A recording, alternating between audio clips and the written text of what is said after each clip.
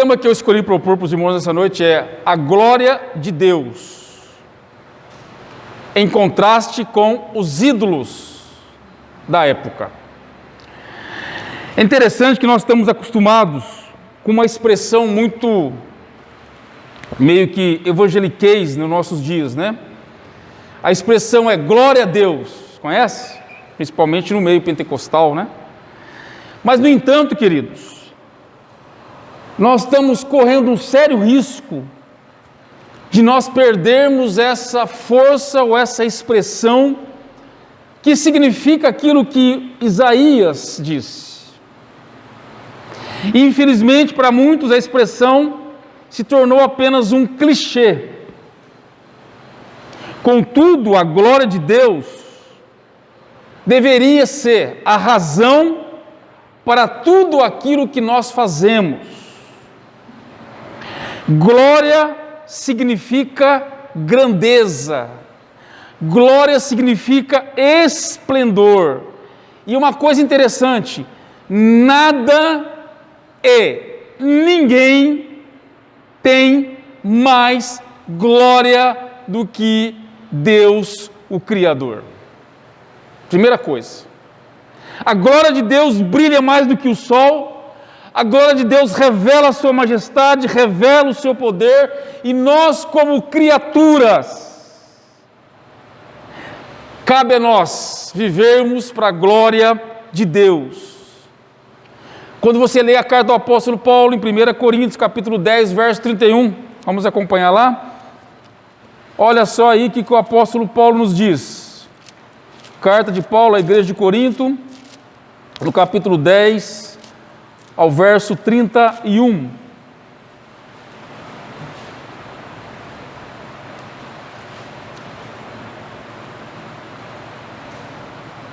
O que diz aí? Isso.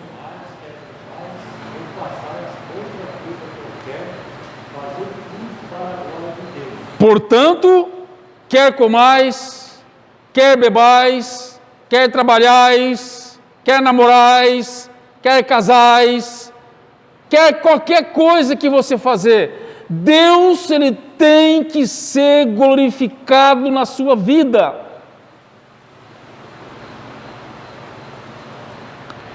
E hoje, no século XXI, nós temos visto muito debate sobre o que é culto, como cultuar, qual é a forma de culto correta. Mas é interessante, irmãos, que eu não vejo ninguém discutir por que nós não vivemos uma vida que glorifica a Deus e que isso leva, assim, um culto diferente. Porque se eu não vivo uma vida que Deus é glorificado, não acha que eu vindo participar de um culto, que Deus será glorificado. Quer comais, quer bebais, fazei tudo para a glória de Deus. Não é só nos cultos. Porque se a minha vida ela está vazia, se é uma vida abaixo, pobre, se é uma vida levada apenas pelas circunstâncias centralizadas no aqui e no agora, Deus não é glorificado. Provavelmente porque o vocábulo Deus se tornou algo irrelevante para a sociedade hoje. Santidade de Deus se tornou algo sem conteúdo para muitos, inclusive no meio evangélico. É uma expressão que se tornou, como eu disse no início, pejorativa. Quando você pergunta se uma pessoa é santa, o que ela fala para você? Ah, o padre? A freira? Não é isso?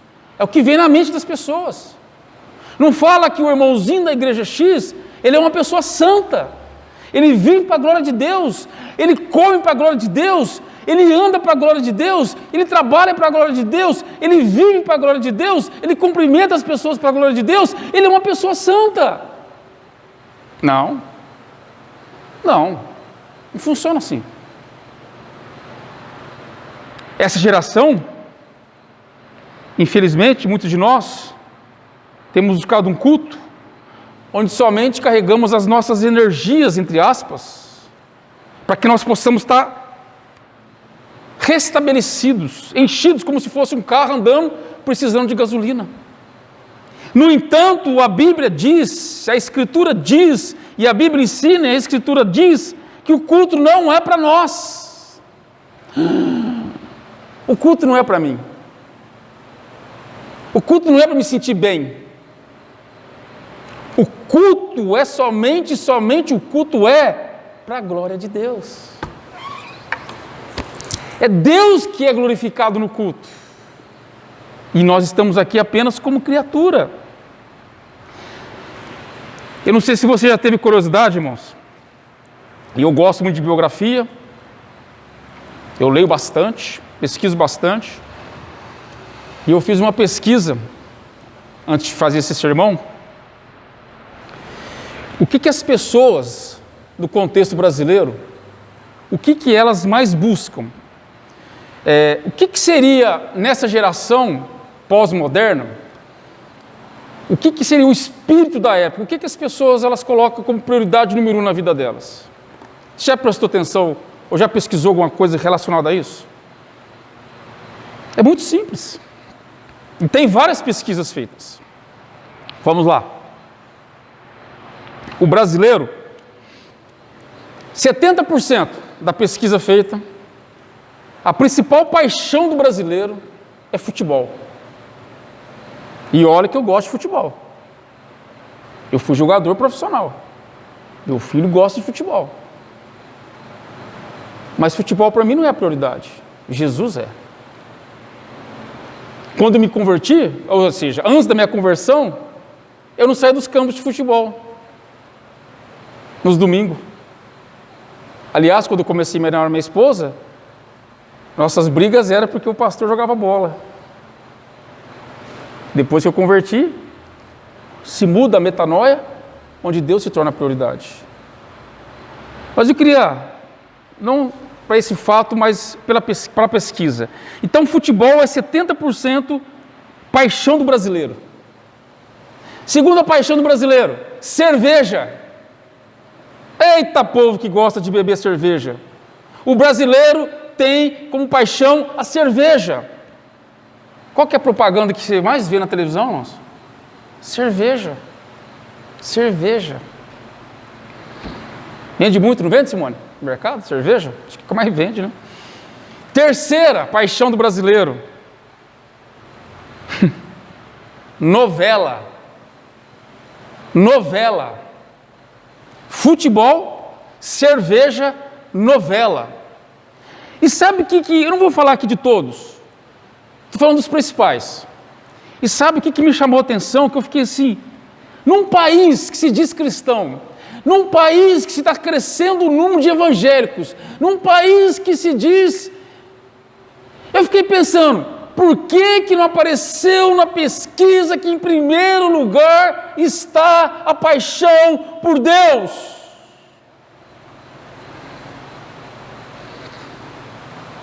É um país cristão ou não? Mas Deus não é a prioridade número 1. Aliás, Deus nem apareceu entre as 10 prioridades do brasileiro. E eu pergunto, como que nós estamos então vivendo para a glória de Deus? Se Deus não é primeiro. Ah, como eu queria dar nome nos boi, se eu pudesse. Eu tenho observado algumas coisas na cidade, acho interessante. Para vir na igreja, num culto de domingo, não pode. Que pega o coronavírus. Mas jogar bola no domingo de manhã, sem máscara, pode. Não dá para entender. Aonde que está Deus nesse negócio? Aonde que está a prioridade dessa pessoa nesse negócio? Aonde que Jesus Cristo é a principal fonte de adoração dessa pessoa? Ah, o domingo é para mim curtir. O domingo é para mim ir para o rancho. O domingo é para ficar com a família no rancho, bebendo. E Deus? Aí nós queremos falar que nós glorificamos a Deus, o sol lhe deu glória. Onde está Deus nesse negócio?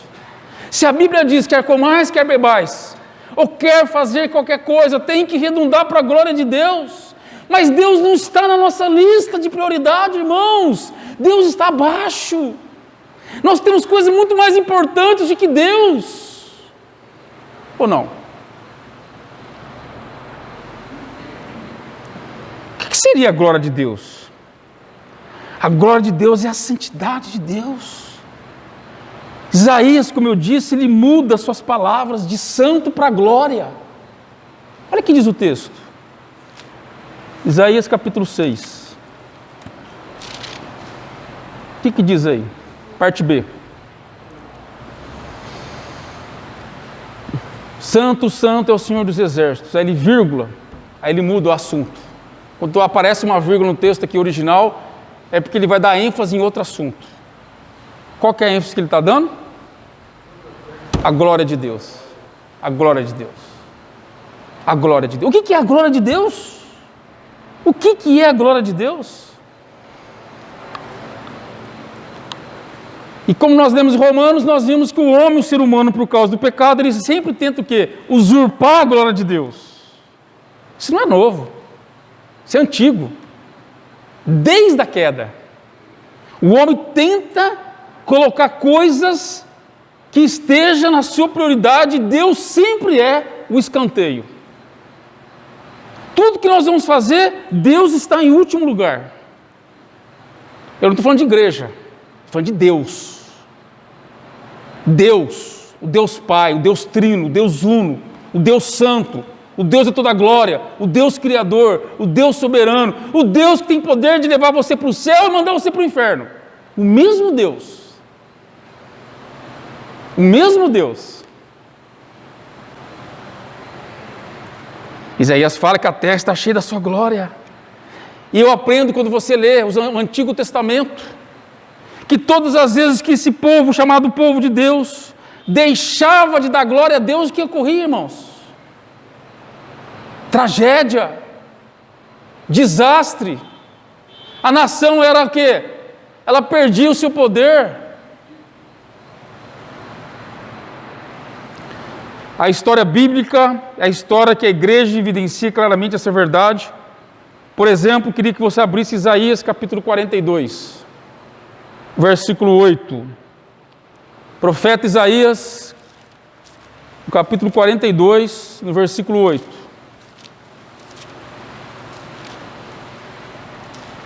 O que diz aí? Uma voz audível, forte e bonita. Pode ler para mim.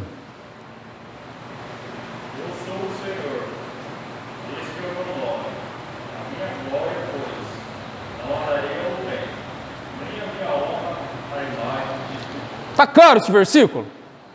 Está claro para nós? O que ele está dizendo? Eu sou o Senhor. Eu sou o Senhor. Este é o meu nome. A minha glória. A glória de Deus. Ele não divide com ninguém. Ele não divide com os nossos ídolos.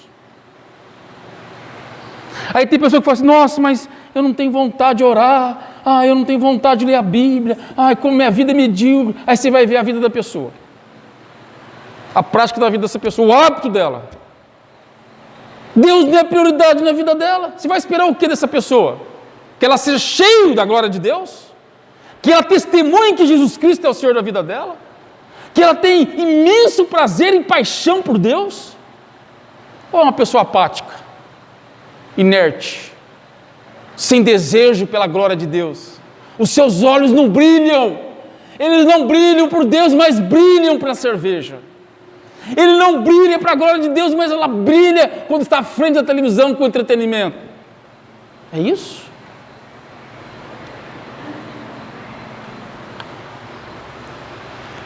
Vamos voltar à história. É uma pena que o tempo é curto. Aqui é o sermão, eu estou na primeira página ainda. Mas vamos lá. Um pouquinho a história. Vamos trabalhar esse sermão por 2 domingos. O que aconteceu na Idade Média? Uma das bandeiras levantadas pelos reformadores era o quê? Com relação à idolatria. Com a veneração de santos, relíquias, padroeiros. Por quê? Porque Deus já não estava sendo mais aquele que era glorificado, mas as coisas sim era no lugar de Deus, igual hoje. Em primeiro lugar, Deus é único e está em contraste ou em posição com imagens e com ídolos. Não só imagens de escultura, os ídolos do nosso coração. Se você tem algo que você adora mais que Deus, você tem um ídolo dentro do seu coração. Ele ocupa o lugar central da sua vida. Um ponto fundamental da teologia reformada é conhecido pela expressão, qual expressão, irmãos? Só lhe deu glória. Só lhe deu glória. Só lhe deu glória. O que significa? Glória somente a Deus. Somente a Deus, glória. Glória somente a Deus. Onde está isso? Está na Bíblia. Não é minha invenção. Não é invenção dos reformadores. Está claro, implícito na Bíblia, que nós, como criaturas, fomos chamados e eleitos para dar glória somente a Deus.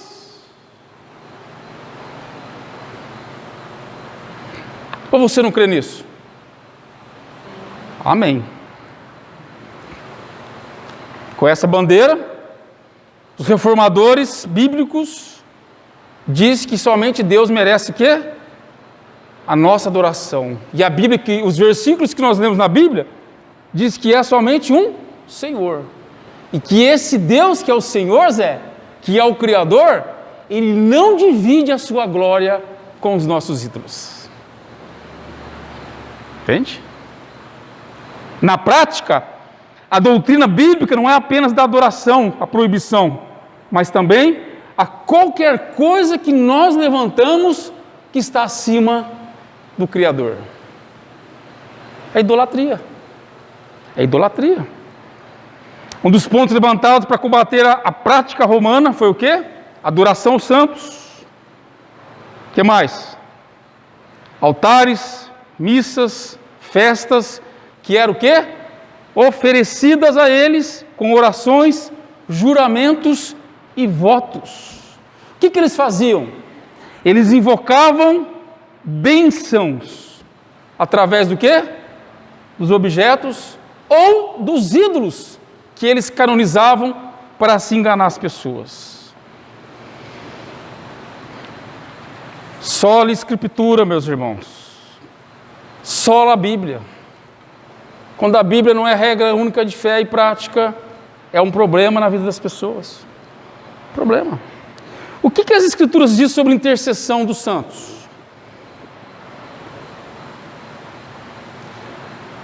A Escritura afirma, a Bíblia ensina, e é clara, só existe um intercessor. Certo? Você crê nisso? Um intercessor. Jesus Cristo.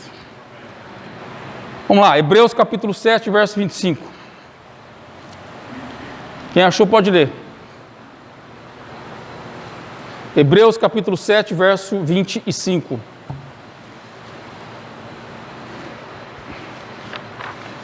Por isso também pode salvar totalmente os que por ele se aproximam de Deus. Isso. Sempre para interceder por eles. Quem que intercede por eles? Por nós. É Cristo. Quem que morreu por nós? É Cristo. Quem está à direita de Deus Pai? É Cristo. Quem é o único mediador entre Deus e o homem? É Cristo. Quem pode nos ajudar através da oração? É Cristo. Somente Cristo. E Cristo somente. A Escritura afirma que é só o mediador entre Deus e o homem, Cristo Jesus, homem. Então não existe base para que nós criamos santos, para que nós criamos ídolos, ou para que nós colocamos alguém, algum pastor chamado ungido, que tem alguma coisa ou algum poder que está acima de Deus. Ah, mas eu vou ouvir o pregador X porque esse homem é cheio de Deus. Cheio de pecado também. O único que não pecou, que pisou nesse mundo, se chama Jesus Cristo, e esse é Cristo, o Senhor. O único. Tirando Jesus Cristo, todos somos pecadores, de Adão ao último eleito que vai ser resgatado pelo sangue do Cordeiro. Só. Não temos nenhum que não pecou a não ser Cristo e somente Cristo e Cristo somente. Ok? Outro problema. Então nós precisamos criar um sistema aí, pastor, e aí tem muito nas igrejas também, para que nós possamos ter alguém que nos protege do mal, né? Você já conheceu essa frase, né? Nós precisamos de alguma coisa que protege do mal. É um santinho, né? É uma aguinha ungida, não é isso? É o cabelo do não sei de quem, é a campanha do sei do quê. O que diz Mateus capítulo 6, verso 13? Diz assim: não nos deixeis cair em tentação, a oração de Jesus, mas livra-nos do mal. Quem que nos guarda, irmãos? É Deus. É Deus. Foi Deus que permitiu que Jó fosse tocado em sua prosperidade, certo? Certo? Foi Deus que permitiu que a família de Jó fosse atingida. Foi Deus que permitiu que da cabeça aos pés de Jó ele recebesse uma maldição. Quem permitiu? Deus.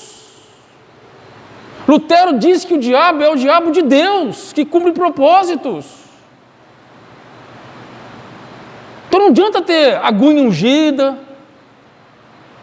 arruda, fazer campanha. Isso é mentira. Isso não está na Bíblia. Isso é invenção. A Bíblia diz que nós devemos apenas orar por meio de Cristo Jesus, que é o único mediador entre Deus e o homem. É Cristo. E nós precisamos resgatar isso. Esses 5 solas é urgente na geração do século 21, porque se perdeu isso. O que diz lá? Vamos lá. Jó capítulo 1, verso 12, Jó capítulo 2, verso 6. Quem já puder achar para nós, já, por gentileza, nos ajuda aí. Hoje vai até as 9h30? Opa, escutei um amém pelo menos. Jó capítulo 1:12. Quem pode ler por nós? Roberto, Selma, quem achou pode ler. 1:12, meu irmão. Disse o Senhor a Satanás. Isso. Pronto. O que está falando aí, Roberto? Soberania de Deus. O diabo é o diabo de Deus para cumprir o propósito de Deus e no fim Deus será glorificado, seja bom ou seja mal. No fim de todas as coisas, como diz Romanos capítulo 8, de todas as coisas, Romanos 11:36, vai redundar para a glória de Deus. Você querendo crer ou não, você querendo fazer isso ou não, no fim, todas as coisas cooperam para a glória de Deus. Para a glória de Deus. Somente Deus e Deus somente que pode nos livrar do mal, meus irmãos. Só Ele que pode permitir para a sua glória, para o seu propósito, para o seu benefício. Concessão de bênçãos, infelizmente, está impregnada na nossa cultura brasileira, enraizada nas pessoas. De acordo com a teologia romana, os santos são nossos mediadores. Os santos podem obter benefícios para nós, tanto temporal como espiritual, através dos méritos deles. Mentira! Atos capítulo 17, verso 25. Somente Deus dá vida, somente Deus dá respiração. Nada além de Deus, o Criador. Nada além de Deus, o Criador. Atos capítulo 17, o verso 25, por gentileza.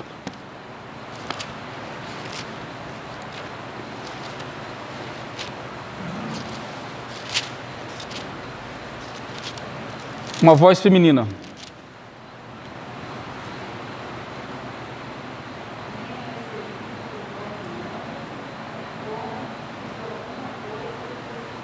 Pois Ele mesmo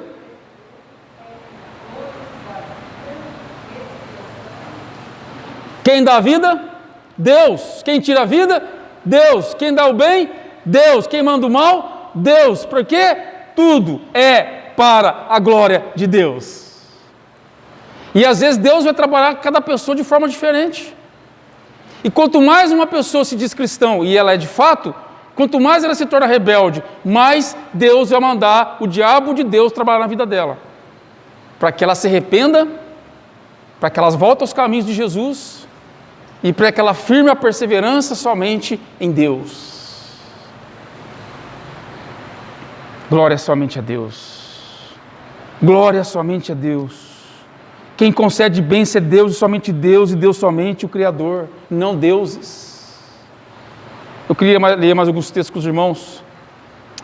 Jeremias, capítulo 10. Nós já lemos o nosso texto básico, mas eu queria enfatizar aqui alguns versículos, e depois eu quero, de forma rápida, isso aqui vai ser a primeira parte do sermão, para você ficar com gostinho de quero mais, para a segunda parte no próximo domingo. Mas depois eu quero colocar aqui uma coisa que eu quero explicar para os irmãos, a importância de nós entendermos as doutrinas que nós cremos, tá bom? Mas vamos acompanhar aqui o texto de Jeremias, capítulo 10, verso 7. O que diz aí? Quem não temeria a ti, ó Rei das Nações? Pois isto é a ti devido, porquanto entre todos os sábios das nações e em todo o seu reino, ninguém há semelhante a ti. Não existe nada semelhante a Deus, o Criador, nada. Mas eles todos se tornaram estúpidos. Está no texto, né? O que mais? Loucos. Seu ensino é verdadeiro, não é? Não, o seu ensino o quê? É vão e morto, como um pedaço de madeira. Pedaço de madeira. Louco, mentira, ídolos, fazer com que as pessoas acreditem nisso, tira totalmente a glória, somente a glória de Deus. Deus abomina essas coisas, Deus abomina a idolatria, Deus não divide a sua glória com ninguém, glória, somente glória, e glória somente é a Deus Trino, o Deus Uno, o Deus Pai, o Deus Filho e o Deus Espírito Santo. Tirando disso, irmãos, é ídolos, é idolatria. Vamos continuar com o texto? Verso 11. E assim lhes disse, os deuses que não fizeram os céus e a terra, desaparecerão da terra e debaixo destes céus. O que um ídolo pode fazer? Nada. Vai desaparecer. Serve para nada. A não ser para enganar pessoas. Nada. Nada. Não tem utilidade nenhuma. O Senhor fez a terra pelo seu poder, estabeleceu o mundo por sua sabedoria e com a sua inteligência estendeu o céu. Olha que lindo. Nós temos um Deus, irmãos, que é o Criador dos céus, o Criador da terra. O Deus que estendeu sobre esse universo, criou as estrelas, o sol, a lua. O Deus que criou a água, o mar e tudo mais. E criou o homem como coroa dele, para amá-lo. E nós, como criaturas, nós temos a oportunidade, o privilégio, mesmo pecando contra a sua santidade, por meio de Cristo Jesus, nós temos a oportunidade de render toda a nossa adoração somente a Ele e a Ele somente. Quer comais, quer bebais, quer fazer qualquer outra coisa, fazeis tudo para a glória de Deus. Se eu sou amigo do Zé, se eu sou amigo do Roberto, se eu sou amigo da Selma, se nós temos amizade, se nós conversamos, devemos conversar para o quê? Para a glória de Deus. Se eu venho à igreja, eu venho para a glória de Deus. Na segunda-feira, indo para o meu trabalho, eu vou para a glória de Deus. Quando eu vou no mercado comprar as coisas, eu compro para a glória de Deus. E quando nós não fazemos isso, como diz Romanos, nós tornamos pessoas insensatas, loucas. Por quê? Porque tudo vai redundar para a glória de Deus. E mesmo que você se ache tão inteligente, tão capaz, o seu futuro depende de Deus, não depende de você. Porque basta um vírus te pegar e você não vai ter força, dinheiro nenhum na vida que você vai poder ter para que você consiga resolver o seu problema da morte. Ela vai chegar. Ela está batendo na sua porta. Todos os dias eu aprendo que cada dia que passa é um dia que eu estou mais próximo da morte e do encontro com Jesus. E as pessoas que recusam ouvir esse chamado, ou brincam com aquilo que é sério, o seu destino vai ser no inferno queimando no fogo. Que Deus nos ajude a lembrar disso, irmãos. Que segundo as Escrituras, toda adoração, todo culto é somente a Deus. Mais 2 textos para a gente terminar aqui. Romanos 1, 25, Deuteronômio capítulo 12, verso 31. Vamos ler Deuteronômio primeiro? 12, 31, que é o Antigo Testamento. Deuteronômio capítulo 12, verso 31. Quem achou pode ler. Não farás assim ao Senhor, teu Deus, porque é abominável ao Senhor, e que ele odeia fizeram a eles as suas coisas. Pois até seus filhos e suas filhas se queimaram ao Senhor. Aí, o que é o ídolo para Deus? Como que Deus considera o ídolo? Abominável. Teu Deus, porque tudo que é abominação ao Senhor e o que Ele odeia, é abominável, é idolatria. Quando nós trocamos a glória de Deus, tirando Deus do centro da nossa vida e colocamos os ídolos no centro da nossa vida, nós estamos cometendo uma abominação contra Deus. Porque Deus não divide a sua glória com ninguém.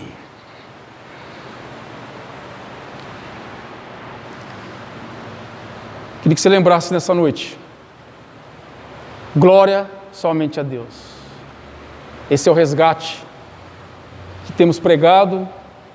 Poucos, mas temos. Poucos pastores têm preocupado com isso.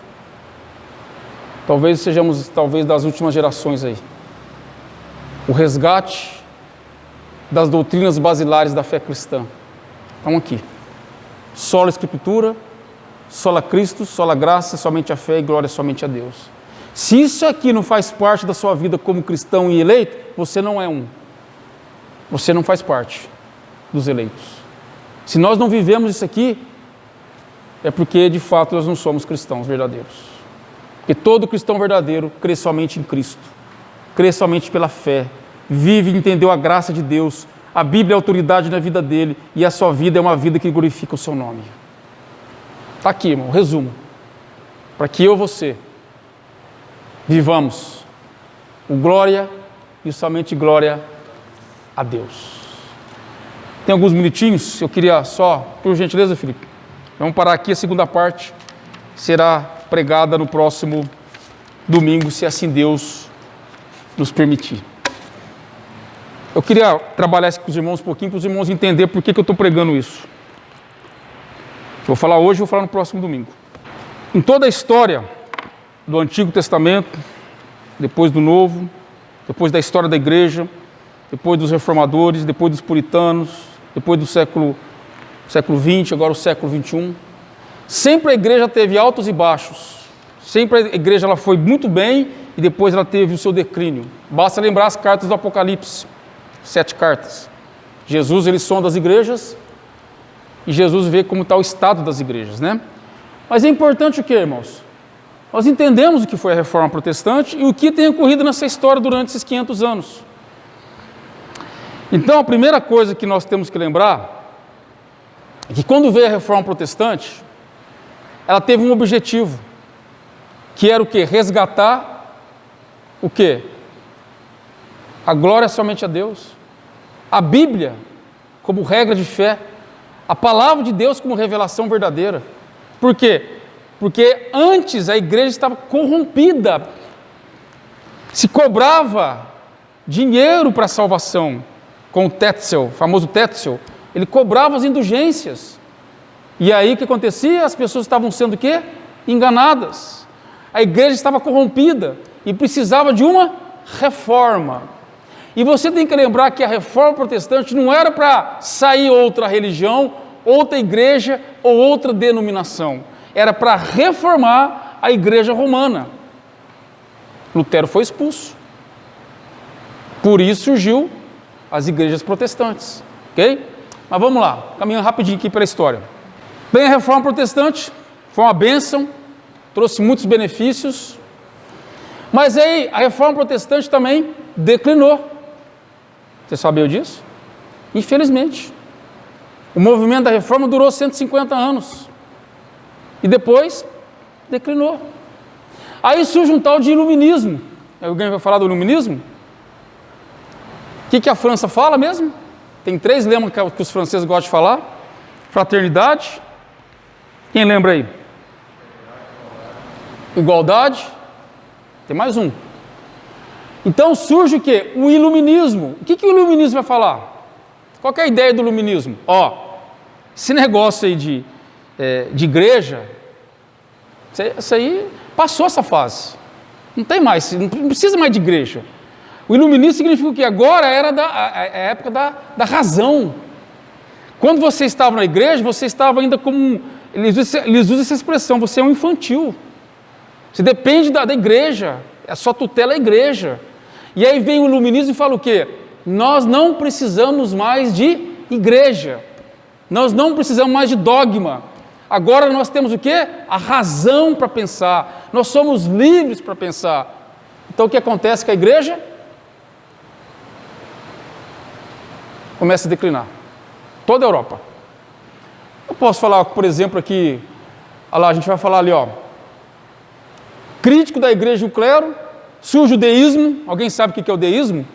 O deísmo surgiu na Inglaterra, com a finalidade que Deus criou o mundo como se fosse um relógio, Deus deu a corda e deixou agora a humanidade tomar conta do resto.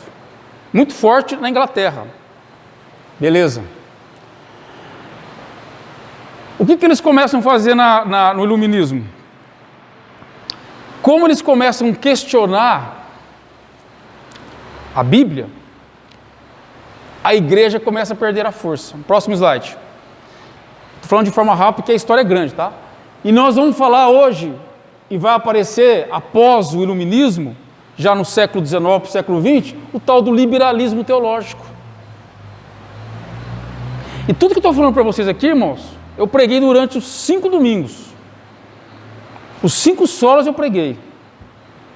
E aqui, com esse liberalismo teológico, o que eles falam? Chamado de modernismo, e outras vezes de neoprotestantismo, foi uma ramificação da teologia alemã, que surgiu depois do iluminismo, pela qual foi produzido opondo-se à ortodoxia cristã, dizendo que a Bíblia contém a palavra de Deus, mas não é a palavra de Deus. Se a Bíblia não é a palavra de Deus, como eu disse, lembra no início? Sabe esse negócio de pecado? Isso é mentira. Sabe esse negócio de Adão, Eva? É mito. Sabe aquele negócio que fala que Jesus, ele morreu, depois lá ele ressuscitou? Não acredita nisso não, gente. Você conversa. Sabe onde foi parar isso? Dentro dos seminários. Os pastores foram influenciados por essa ideologia que levou para os púlpitos das igrejas e que mataram todas as igrejas da Europa. Sabe por quê? Desacreditaram da Bíblia. Tiraram a Bíblia do centro. O homem é o centro. O humanismo é o centro. Não existe pecado. Não existe negócio de ressurreição. O homem agora tem a razão. O homem agora é o cara. O homem faz o que quer. O homem até vai falar sobre o futuro. Olha o perigo. Rejeita a revelação das Escrituras e o sobrenatural que é na Bíblia. Rasga tudo que é sobrenatural. Você rasga da Bíblia. Na teologia, o liberalismo é um sistema unificado. Depois vem a neo-ortodoxia, que é mais para o lado do século de 1920 até 1960. Irmãos, eu estou falando isso para vocês, porque o nosso embate agora é resgatar isso aqui, resgatar isso aqui, certo? Mas a neo-ortodoxia, o que ela queria falar? A Bíblia torna-se a palavra de Deus. A Bíblia torna-se a palavra de Deus quando os indivíduos além as palavras adquirem para ele significado pessoal, existencial, ou quando há encontro pessoal entre Deus e o homem. Portanto, Deus se revela na Bíblia nos encontros pessoais. Eu não preciso de um pastor pregar. Preciso.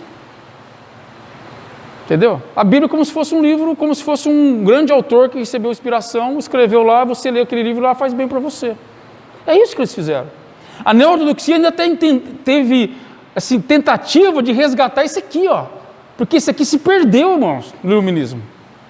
Isso aqui se perdeu. Tentaram resgatar isso aqui, mas não foi muito para frente. Próximo slide, para terminar. E aí surge o tal do teísmo aberto, a teologia do processo, que é muito forte no nosso contexto hoje, do século XX, século XXI. Sabe o que eles falam? Deus não conhece o futuro. Por que eles falam isso? Por causa que eles dão ênfase a quem? Ao homem. O homem é o centro.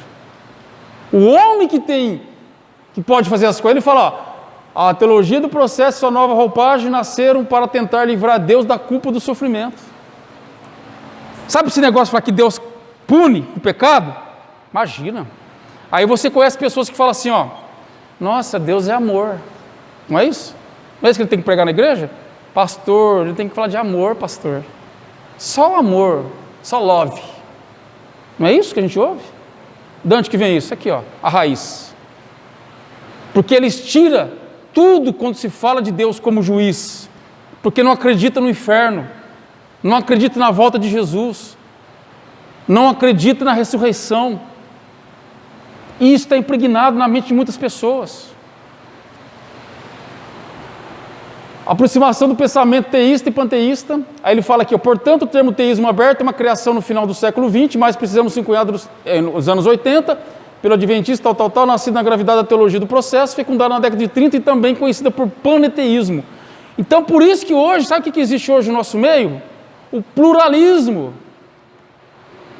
Você já ouviu uma frase que diz assim, ó, sabe por que surgiu o Conselho Mundial de Igreja?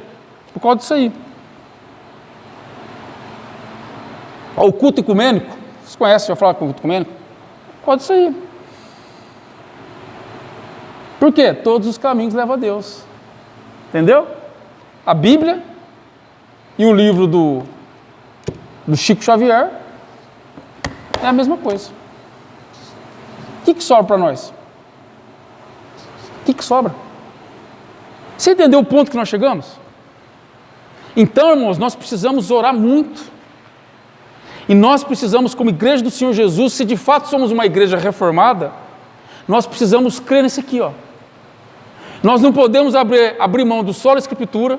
A Bíblia é a revelação de Deus, a Bíblia é a palavra de Deus, a Bíblia tem a vida eterna, a Bíblia fala de Jesus. Jesus sim viveu, Jesus sim morreu, Jesus foi sepultado, ressurgiu, venceu a morte e dá a vida eterna para nós.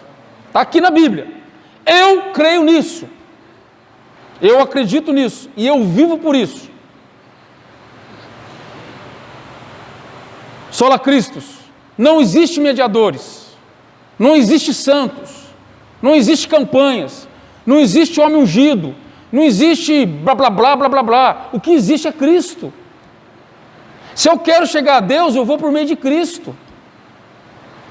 E é muito simples. Eu oro por meio de Cristo Jesus. Ele é o meu mediador. Eu não preciso de pessoas, eu preciso de Jesus. Foi Ele que morreu por nós.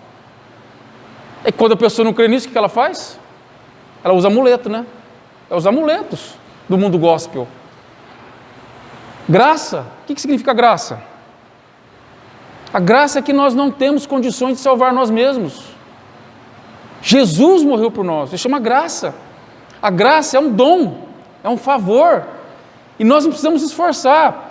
A história de Lutero dizia, quando ele estava com a consciência pesada, ele não tinha entendido ainda a justificação pela fé, Lutero subia as escadas, lavando as escadas de joelho, sangrando-se os seus cotovelos, o seu corpo, os seus joelhos, porque aquilo lá era como se ele flagelasse, ele estivesse adorando a Deus.